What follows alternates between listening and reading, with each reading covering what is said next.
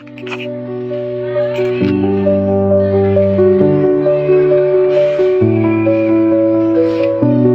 mo kanina, pinagalitan ako ng papa ko kasi hindi ako nakapagluto ng kanin. Palimos po. Actually, ito lang magbibigay namin.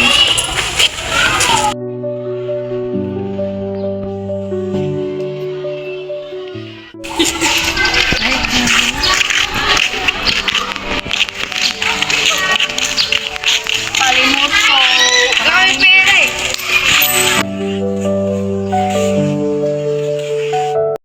Nakita mo ba yung tatlong lalaki kanina? Oo nga, hindi na sila naawa. Sana nga makonsensya sila. Tara na.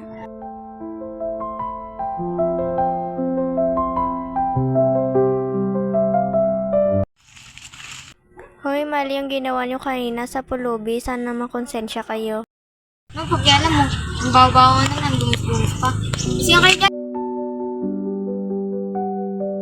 Konsensya na din ako. Okay po. Oo nga tol, mali yung ginawa natin eh. Humingi lang tayo ng tawad sa Diyos eh, no? Hindi natin bakal.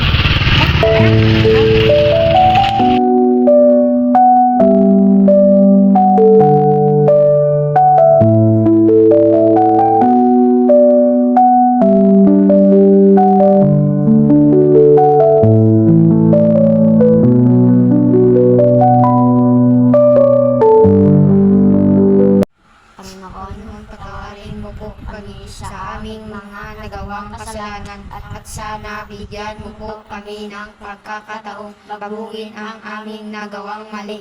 Naway bigyan mo pa ng maraming biyaya ang pulubing aming nasaktan. Maraming salamat po. Amen.